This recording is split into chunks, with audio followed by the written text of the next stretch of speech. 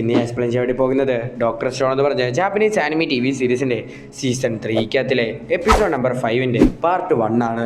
എനിക്ക് തലവേദന ഭയങ്കരമായിട്ട് കിടക്കുന്നു. എനിക്ക് തല കിടന്ന് പൊട്ടിക്കൊണ്ടിരിക്കുക. ഞാൻ പെട്ടെന്ന് എങ്ങനെയാലും വീഡിയോ റെക്കോർഡ് ചെയ്തിട്ട് അപ്ലോഡ് ചെയ്യാൻ വേണ്ടി നോക്കിക്കൊണ്ടിരിക്കുക. അതുകൊണ്ട് ഇന്നത്തെ എപ്പിസോഡ് ഞാൻ 2 പാർട്ടായിട്ടായിരിക്കും ചെയ്യുന്നത്. സോ നാളെ ആയിരിക്കും അതിൻ്റെ അടുത്ത പാർട്ട് വരുന്നത്. സോ നിങ്ങളെല്ലാവരും കണ്ട് സപ്പോർട്ട് ചെയ്യണമെന്ന് ഞാൻ പ്രതീക്ഷിക്കുന്നു. അപ്പോൾ പറഞ്ഞു വിശിപ്പിക്കാതെ നമുക്ക് നേരെ എപ്പിസോഡിൻ്റെ എക്സ്പ്ലനേഷനിലേക്ക് പോകാം. ഇപ്പോൾ ഉണ്ടാക്കാൻ വേണ്ടിയുള്ള പരിപാടികൾ എല്ലാവരും ചെയ്തുകൊണ്ടിരിക്കുകയാണ്. ഒക്കെ കണ്ടിട്ട് നമ്മുടെ കാസ്കി അങ്ങ് ഇല്ലാതായി പോവുകയാണ്. ചില സ്ഥലങ്ങൾ ചെറുതായിട്ടിരിക്കുന്നു, ചില സ്ഥലങ്ങൾ പൊട്ടിപ്പോകുന്നു, ചില സ്ഥലങ്ങൾ വലുതായിട്ടിരിക്കുന്നു. അതുകൊണ്ട് തന്നെ മോഡേൺ കാലത്ത് ഷിപ്പ് പണിയുന്നത് വളരെയധികം പാടായിരുന്നു എന്ന് നമ്മുടെ ഒട്സുസുക്കി പറയുകയാണ്. കേട്ടാ നമ്മുടെ ഷേക്ക് പറയുകയാണ്, നമുക്ക് വൈമാനെ പിടിക്കാൻ വേണ്ടി ഒരുപാടധികം സമയമൊന്നുമില്ല, അതുകൊണ്ട് തന്നെ നമുക്കൊരു കുട്ടി ഷിപ്പ് പണിയാം, എന്നിട്ട് കുറച്ച് ആൾക്കാരെ മാത്രം ഷിപ്പിൽ കയറ്റി കൊണ്ടുപോകാം എന്ന് നമ്മുടെ ഷേക്ക് പറയുകയാണ്. കേട്ട എല്ലാ ആൾക്കാരും വളരെയധികം നല്ല രീതിയിൽ തന്നെ ഷോക്ക് ആകുകയാണ്. ഷിപ്പിൽ പോകണമെന്നാണ് വിചാരിച്ചത്, പക്ഷേ അതിന് നടക്കത്തില്ലല്ലോ. തന്നെ നമ്മുടെ റിയൂസിന്റെ ഒരു പാസ്റ്റ് കാണിക്കുകയാണ്.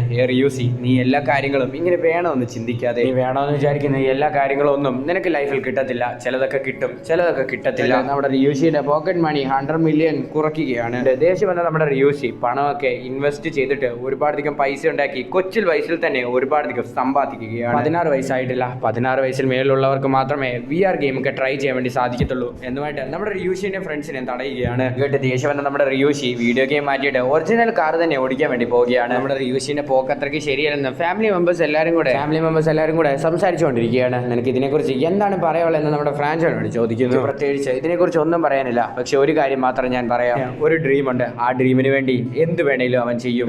നീ എന്തുകൊണ്ടാണ് സെയിൽ ചെയ്യുന്ന കപ്പലിൽ മാത്രം പോകണമെന്ന് ഇത്രയ്ക്ക് നീ നിർബന്ധിക്കുന്നത്? മോഡേൺ ആയിട്ടുള്ള ഷിപ്പിലൊക്കെ പൊക്കൂടെ എന്ന് നമ്മുടെ ഫ്രാൻസ് ചോദിക്കുന്നു. സോ ഇത് കേട്ട് നമ്മുടെ റിയൂഷി പറയുകയാണ്, മോഡേൺ ടെക്നോളജികളിൽ ഓടുന്ന ബോട്ടാണ്, എനിക്ക് സെയിൽസ് ബോട്ടിൽ പോകണമെന്നാണ് ആഗ്രഹം എന്ന് നമ്മുടെ റിയൂഷി പറയുകയാണ്. അഡീഷണൽ ബോട്ട് രീതിയിലായിരിക്കും ഞാൻ ഉണ്ടാക്കുന്നത് എന്ന് നമ്മുടെ റിയൂഷി മോഡേൺ ഏജിലും പറയുന്നുണ്ട്, അതുപോലെ തന്നെ സ്റ്റോൺ ഏജിലും പറയുന്നുണ്ട്. വേണ്ട സേക്കു, നമുക്ക് മോഡലിൽ ചെറിയ വ്യത്യാസങ്ങൾ വരുത്തിയാലോ? നീ എൻ്റെ കൂടെ ജോയിൻ ചെയ്യുന്നു, നിന്നെ കൊണ്ട് ചെയ്യാൻ വേണ്ടി സാധിക്കത്തില്ലേ എന്ന് നമ്മുടെ റിയൂഷി സേക്കുവിനോട് ചോദിക്കുന്നു. സോ ഇത് കേട്ട് സേക്കു പറയുകയാണ്, എന്നെ കൊണ്ട് സാധിക്കുമെന്ന്. ഒരു കാര്യം ആഗ്രഹിച്ചാൽ അത് നേടാൻ വേണ്ടി ഞാൻ ഏത് ദൂരം വേണമെങ്കിലും പോകും എന്ന് നമ്മുടെ റിയൂഷി മനസ്സിൽ ചിന്തിക്കുന്നു. സേക്കും അതുപോലെ തന്നെ നമ്മുടെ റിയൂഷിയും കൂടെ ഒന്നിച്ച് ചേർന്ന് വർക്ക് ചെയ്യാൻ വേണ്ടി പോവുകയാണ്. സോ ഇവർ രണ്ടുപേരും വർക്ക് ചെയ്താൽ അത് വളരെയധികം വിഷയമായിരിക്കും എന്ന് നമ്മുടെ സ്വീക്ക പറയും. ആദ്യം ഒരു ചെറിയ ബോട്ട് പണിഞ്ഞിട്ട് അതെങ്ങനെ ഒരു വലിയ ബോട്ട് ആക്കുമെന്ന് പറഞ്ഞ് അവർ പ്ലാൻ ചെയ്തുകൊണ്ടിരിക്കുകയാണ്. തന്നെ ആ റിപ്പോർട്ടർ ആണെങ്കിൽ ഇതെല്ലാം ഷൂട്ട് ചെയ്തിട്ട് ഒരു ഡോക്യുമെന്ററി പോലെ ക്രിയേറ്റ് ചെയ്യുകയാണ്. ഇവിടെ ഒരു കാർഗോ പുള്ളി വെച്ചാൽ അത് വളരെയധികം യൂസ്ഫുൾ ആയിരിക്കും എന്ന് നമ്മുടെ ഗെന്നു പറയുകയാണ്. കാസിനോവ വെച്ചാൽ തീ ആയിരിക്കും എന്ന് നമ്മുടെ റിയൂഷി പറയുന്ന സമയത്ത് അവിടെ കാസിനോവ വെക്കാൻ സ്ഥലമില്ലെന്നുമായിട്ട് നമ്മുടെ സേക്കു കിടന്ന് ചൂടാകുകയാണ്. റിയൂഷിയും സേക്കും കൂടെ ചേർന്നുണ്ടാക്കിയ ആ മോഡലാണെങ്കിൽ അവരൊരു പേപ്പറിൽ വരയ്ക്കുകയാണ്, ഒരു വലിയ ഷേപ്പിൽ. ഇത് കൈ കൊണ്ട് വരയ്ക്കാൻ വേണ്ടി ഒരുപാടധികം പാടായതുകൊണ്ട് തന്നെ ഒരു വലിയ പെൻസിൽ ക്രിയേറ്റ് ചെയ്തിട്ട് അത് വെച്ച് വരയ്ക്കുകയാണ്. ചെയ്യുന്നത് കൊണ്ട് തന്നെ നമുക്ക് ഫുൾ സൈസ് ബ്ലൂ പ്രിന്റ് കിട്ടും എന്ന് നമ്മുടെ സേക്കു പറയുകയാണ്. നേരത്തെ തന്നെ ഉണ്ടാക്കി വെച്ചിരിക്കുന്ന പാർട്സ് ഒക്കെ നമുക്കൊന്ന് മോഡിഫൈ ചെയ്താൽ മതി എന്ന് നമ്മുടെ സേക്കു പറയുന്ന സമയത്ത് നമ്മുടെ കയ്യിൽ കാശ് എല്ലാം തീർന്നെന്ന് നമ്മുടെ കോഹാക്കു പറയുന്നു. അതൊന്നും കുഴപ്പമില്ല, നമ്മുടെ കയ്യിൽ അയൺ ഇരിപ്പുണ്ട്, അയൺ വെച്ച് നീ എന്ത് തേങ്ങയാട ഉണ്ടാക്കാൻ പോകുന്നതെന്ന് നമ്മുടെ സേക്കുനോട് ചോദിക്കുന്ന സമയത്ത് വെച്ച് നമുക്ക് പാർട്സ് ക്രിയേറ്റ് ചെയ്യാൻ വേണ്ടി സാധിക്കും എന്ന് നമ്മുടെ റിയൂഷി പറയുകയാണ്. അതേ സമയത്ത് തന്നെ കുറച്ചു നേരം എൻജോയ്മെന്റ് ആകട്ടെന്ന് പറഞ്ഞിട്ട് എല്ലാ ആൾക്കാരും അവിടെ കിടന്ന് എൻജോയ് ചെയ്തുകൊണ്ടിരിക്കുകയാണ്.